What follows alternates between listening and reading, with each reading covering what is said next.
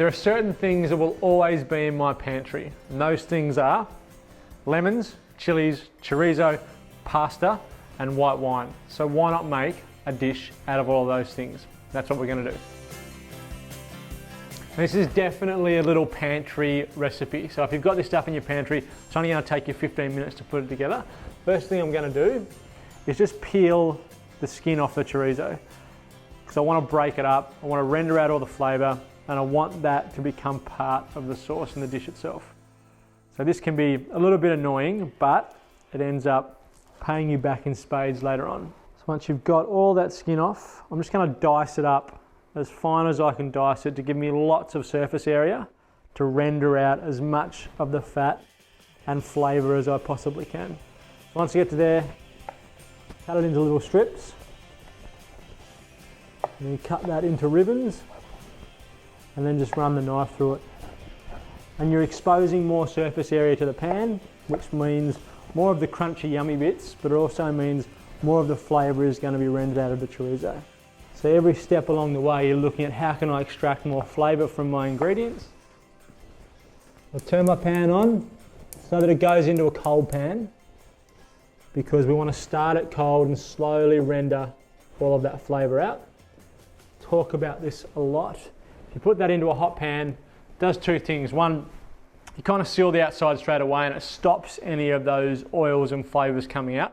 And it also means your cooking time is a lot shorter. So it gets to a point where you've got to add something to slow it down and you don't extract all that flavour out. So I can keep this in the pan for 5 minutes. If the pan was hot, I can only keep it in there for 2 minutes. So it gives me longer to bring that flavour out. So we'll give that about 5 minutes until we get some oil come out, some nice colour in the pan. While it's doing that, I will throw my garlic in now actually. Because it's low and slow, I can get away with that. Shallots, pop them in, a couple of sprigs of thyme, and then I'm going to roughly chop this chilli. I only use half of it, and I'll pop that in as well. So, lots of flavour in that dish. Chorizo and all the flavour we're going to extract from the chorizo. The garlic, shallots, chilli and thyme are all flavours that I absolutely love and are always in my pantry. I'm going to slowly cook this down.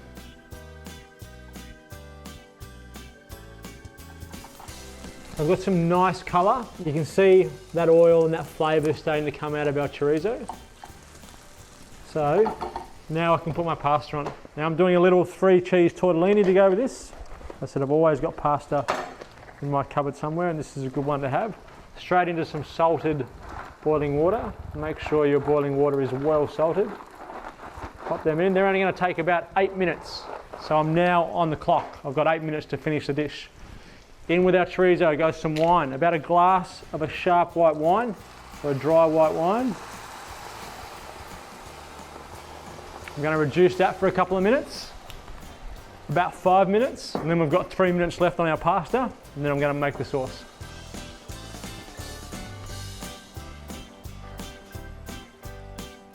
Our white wine is reduced by about half, and the reason why I say it's important to have a sharp or a dry white wine is because this is a quite rich dish, especially once we put in the creme fraiche, and we need some acid to cut through that.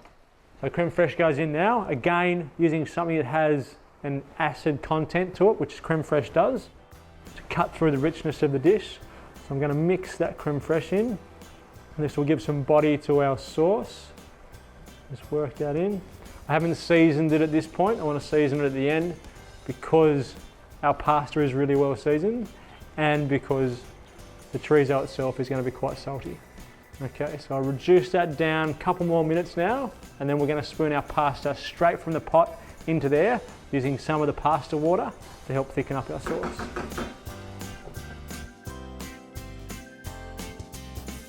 Final touches now, a little bit of zest of the lemon, just to reinforce the flavours that I know will work well. I don't need any more acid, so I'm not using the juice. It's nice and acidic because of the wine and the creme fraiche. Pop that in.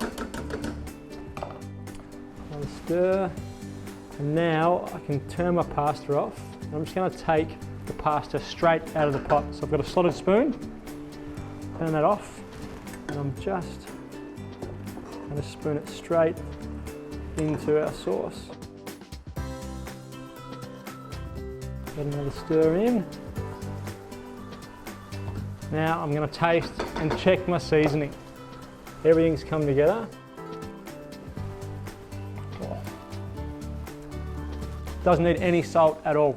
That pasta is seasoned perfectly. I'm going to turn the heat off.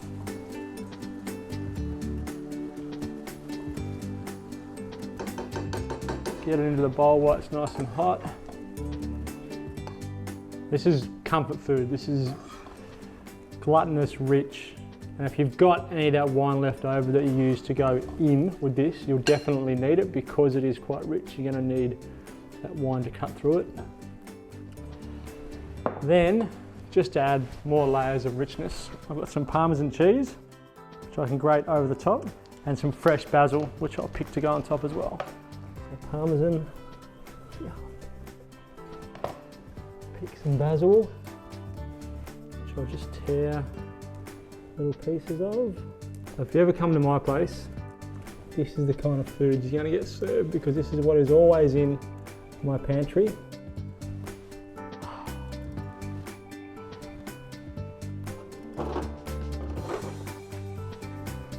Give me a glass of white wine, which I'm going to grab in a minute, and that is dinner any day of the week.